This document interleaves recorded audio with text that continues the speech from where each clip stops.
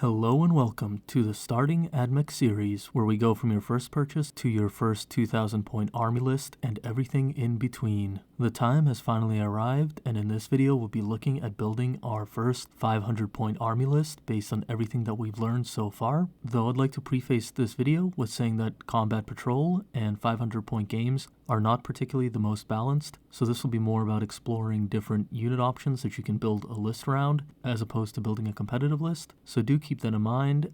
Games at 500 points can be incredibly swingy, and this is more of a thought exercise to understand how one approaches list building as opposed to actually building something that you should take to heart. So use this as an opportunity to get ideas flowing and also try to build a few different lists with different Forge worlds as opposed to sticking to some of the more popular ones. This is intended to be exploratory more than it is to be competitive. In this case, we'll look at 5 different army lists, which run the gambit from budget lists to different lists where you want to try out different units. So let's get into it. The first list we're going to look at today can either be run as Graia or Mars, and the reason for this is it's a budget list that's going to be built out of 2 start collecting kits. I'm not really going to go into the old start collecting kit as it's becoming rather hard to find. Instead, I'm going to look at what you can do with 2 new start collecting kits, and there's actually quite a lot you can do with them. So let's look at our first list. The first list can be run in 2 different ways, which can be built as follows. Either you take 2 HQ choices, one being the Engine Seer as your Warlord, and the second being a Dealosis. These units will hang back and act as protectors for your other units, either by being decent in melee or by being general buff units for your shooting units. For the Warlord, there's a few different abilities you can pick in terms of relics, but there's only really one you can pick for your Warlord trait. The Warlord trait you would probably pick is Divinations of the Magos in order to help buff the shooting, since a lot of your units will be hanging back, as you'll soon see. As the relics are rather bad for the Admech as a whole, they don't really matter, but we'll take a look at some of the ones you can pick in this situation to make your units a little better. The first is the Autocadiasis of Archenland, and this one's good for healing not only the Warlord, but also healing friendly units next to him. And as you'll be hanging back near your tanks, you should be able to heal them pretty easily. The second relic you can potentially take is the Technomiter if you're Graia, and this allows you to essentially generate 1 additional command point, which is a rather nice option when you're only starting with 3 command points in a 500 point game. If on the other hand you want to give your Warlord a little more melee punch so that he can screen for your tanks in case someone tries to get in melee with them, you can go with the Anzion's Pseudo Generator, which acts as Mechadendrites and gives him extra melee attacks, though they're rather weak. If you're Mars, you can go with the Red Axe, which gives him some extra power in melee combat.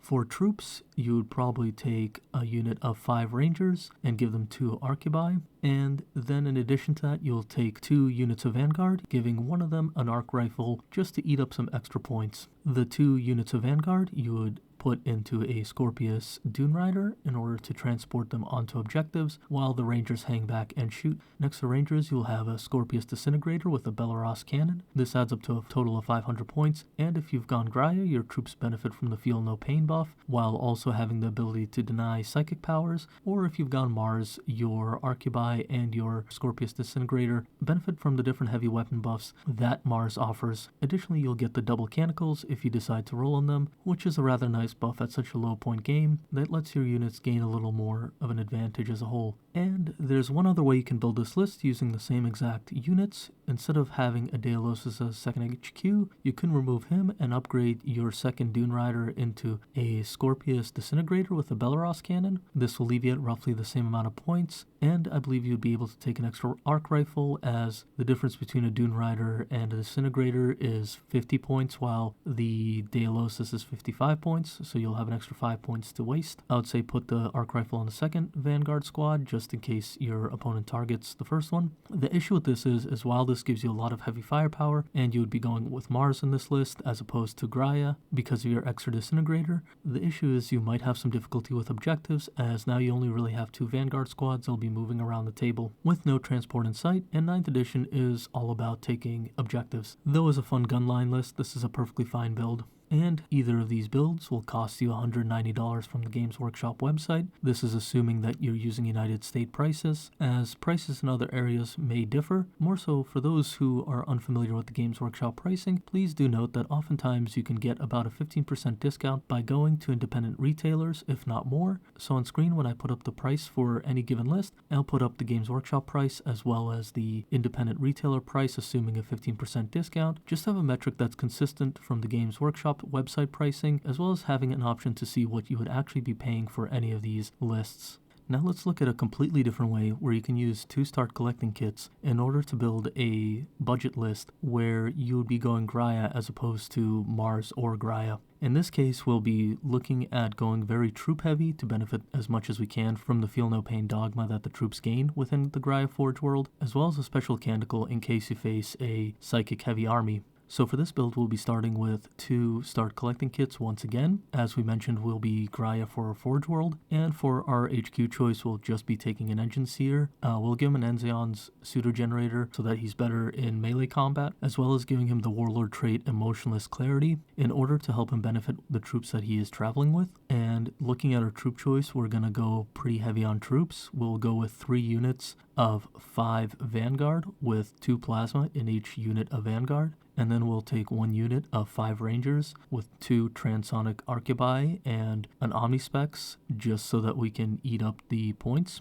And finally, we'll be taking 2 Duneriders for transports of our different troops. In our first Dunerider, we'll put 2 units of 5 Vanguard with their Plasma Calivers, and then in the second Dunerider, we'll put 1 unit of Vanguard with Plasma Calivers and the Engine Seer in order to accompany them. The Rangers, as they have the Transonic Arquebuy, they will hang back and act as a firing line, as there's no more room in the Duneriders for them, and that's why we've given them that option. In this situation, you're using your Duneriders to get close to an enemy and then shooting at them. Any enemy that gets into melee combat with you will still be shot at, because all of a sudden Emotionless Clarity gives you the ability to shoot even in melee, although you have to shoot at the closest enemy unit. In this situation, you really want to protect your Engine Seer, as you can get locked into melee very easily if they take him out, because you'll no longer benefit from Emotionless Clarity, and the Enzion's Relic is just there to give you a few extra melee attacks. This list is very simple in concept, but it uses all 500 points in a very focused way, and as you can cluster very easily within a 500 point game, you should be able to keep your 3 squads of Vanguard with Plasma rather close together. Though I will mention one thing is if they focus down one of your Duneriders, they can potentially strand 2 of your squads away from your Warlord, though you're still able to shoot with the Plasma and it still should have enough firepower. You might struggle a little bit with some vehicles and things like that, as you're lacking in any kind of heavy firepower outside from the 2 Arquebuy, so keep that in mind. This is more of a mechanized troop spam list, and it will have some issues, and that's just what happens in 500 point games. Once again, the price for this is 2 start collecting kits, and they'll run you $190 on the Games Workshop website. Now for the third list, I want to look at something that's for people who don't necessarily want to go with the Skitarii and start collecting, but rather for someone who wants to focus on Cataphren lists in the future, because at the end of the day, any 500 point list should act as a springboard for the growth of your army, as opposed to just being a bunch of units that you hope to run within a 500 point game. For this list, we'll be picking the Data-Hoard Forge World and taking the Transnode secondary buff for the Dogma. For our HQ choice, we'll take a Manipulus with learnings of the Genitor in order to help our troops move across the board, as we won't have any transports, and keeping them alive as they move across the board. There are 2 options that you can take on your Manipulus for a Warlord Relic, and that is the Archenland again and the Enzion's. The Archenland is great because you'll be running a lot of troops with a lot of wounds, so it becomes a little better in healing them, while the Enzion's is better if you just want a little more punch in melee. Even though your troops will have some ability to fight in melee, their melee is a bit more mid-range, so they'll benefit a little more from those extra attacks, as well as the amount of the normal Mechadendrites that the Manipulus has. And the reason you want these kind of weaker attacks is because for your troop choices, you'll be taking 3 squads of 3 Cataphren Breachers. This will be built out of 3 boxes of Cataphren Breachers, and you'll be arming them with the Arc Rifle and the Arc Claw, As long as they're close to your Manipulus, they'll be moving rather quickly, and their shooting and melee will be buffed, so they'll have a rather strong mid-range shooting and melee, while the Manipulus puts out a lot of softer melee attacks in order to help them clear out swarms, which they might struggle with otherwise if they're locked down in melee. They'll be great at taking out vehicles and pretty much anything else while being very survivable, so this is a great list for a mid-range player, and it lets you play in a very turtle-like way where you're moving across the board slowly and picking things off while your opponent struggles to kind of kill your units. Though this isn't the full list, as you still have some points left over. In these points you can take an Iron Strider Bellastari, and the nice thing about the Iron Strider Bellastari, it does benefit from the primary bonus of the Data-Hoard Forge World due to the Feel No Pain. It's not really a significant bonus, but it does give you a little extra firepower with a slightly higher strength if you need those autocannon shots, while giving you a little more range to potentially pick off some units in the distance that the Cataphrons might not be able to reach. And finally, you'll have enough points for 3 Raiders. The 3 Raiders are rather expensive for their points, but I think it's a good pickup for anyone who's looking to go into a tournament list, and as the rest of your army is rather slow, the Raiders give you a lot of mobility in this list and provide a little extra firepower. In total, this list comes out to 498 points and will cost you $324 off the Games Workshop website. As you can see, it's a very significant jump going from the 2 start collecting kits to the Cataphron list. And that's very much why it's so hard to beat the start collecting kits when trying to build alternatives, as the start collecting kits can build a lot of different options with the Scorpius as well as the different troop choices, and they just provide great value. The only bad thing is they only give you an engine seer. And the fourth list will be the Stygies VIII Forge World, and this list will take a look at the Electro Priests as the core, in this case being the Fulgurite Electro Priests, while also including some Iron Striders, so this will be a great way to build into future lists if those are the 2 units you want to focus on, as opposed to say Cataphrons or Skitarii. For the HQ in this list, you'll be taking an Engine Seer, and you'll give him a Hand of the Omnissiah, which generates mortal wounds while in melee. You'll give him Divinations of the Magos, but not for the shooting buff, rather you'll be looking at the reroll charges and advance rolls. And the reason for this is you'll take 8 Electro Priests. Unfortunately, you have to buy 2 boxes to gain 8 Electro Priests as opposed to 1, and you'll be putting those Electro Priests along with the Engine Seer within a Dunerider. And in this case, you'll be using that Dunerider with the Electro Priests and the Engine Seer to position them into melee, and then trying to get them into melee to take out an enemy unit, because once they take out an enemy unit within melee, they become incredibly tough for your opponent to deal with and can potentially carry the game on their own. For your troop choice, as you have to take one within a patrol detachment, you'll be taking either 5 Vanguard or 5 Rangers with an arc rifle. Because you're taking an Engine Seer, Dunerider, and some Skitarii, you can buy a start collecting kit to really reduce the price of those.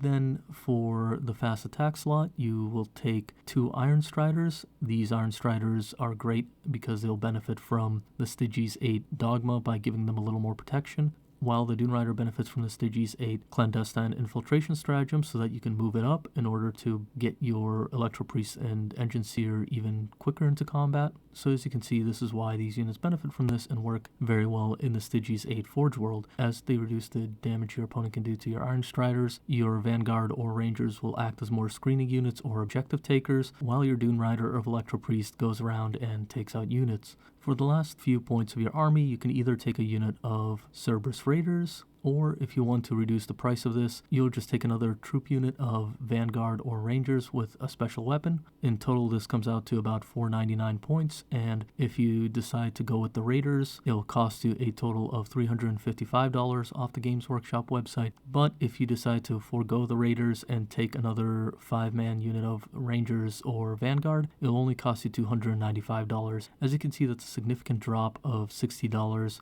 between those two simply by foregoing the Raiders. And this is why I recommend a lot of people wait to pick up the Raiders, because it's a very significant price difference, while you can build a lot of different lists by just picking up the start collecting box in place of it. Though if you've already picked them up, or if you're just really interested in them, they're a great unit to have around, and you can kind of put them in any list, especially at 500 points due to their low point cost, and they'll do some work for you. Anyway, this list would seem like a lot of fun to play, simply because you have this kind of power unit going around on the board taking units out, and then you have a little bit of the generic troops as well as decent shooting units, and all the units kind of benefit from the Forge World that they're in.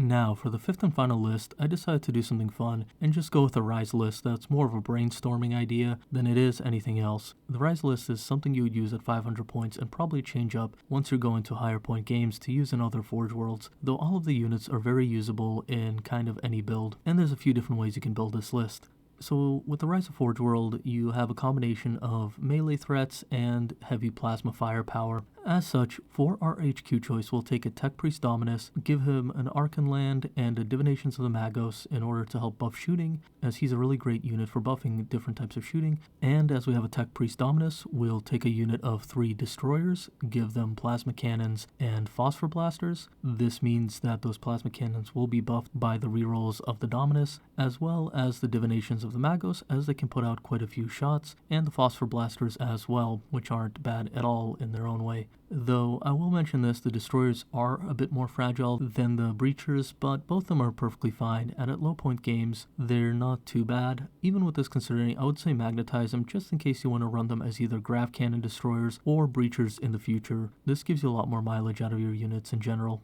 For some other units within this army list, we've chosen 5 Sterilizers as their quick moving unit that has decent melee and can put out some shooting to clear out swarms. Then finally we'll have either 1 Dragoon and 5 Fulgurites, or we can go with 2 Dragoons, or a Dragoon or a Sulphur Hound unit, or 2 units of Sulphur Hounds. In either case, all of those choices are perfectly valid, and I think they're very interesting because they give you some units that you otherwise wouldn't use, though again, you would want to magnetize these as you can run the Dragoons as Iron Striders in the future, and you can run the Sulphur Hounds as Raiders in the future, while the Fulgurites are just good in general. This is a lot of fun because you get to play with some units that are kind of more fringe, and they benefit from the different melee buffs that Ryza has, such as their Dogma, Canticle, and so forth. The thing is most of the units in this list are rather fragile, so it does open you up to a lot of damage from your opponent potentially, but the fun part is that there's so many different options that your opponent can shoot at that you're essentially overloading them with different units that they can pick off, and as such they'll probably be trapped picking off one or the other while leaving up another unit that can potentially hurt them. Inversely, if you're going first, your Dragoons or Sulphur Hounds or Sterilizers can move up the board rather quickly and lock down their shooting units that can potentially threaten your Destroyers, while your Destroyers have such heavy firepower with the Ryza stratagem that they should be able to take out most things that they shoot at. So while this list kind of fights itself in terms of whether it wants to be shooting or melee, it does work rather well, as you can use the shooting to take out priority targets while also sitting on an objective, and the melee can really lock up your opponent while benefiting from the different other buffs that Ryza offers.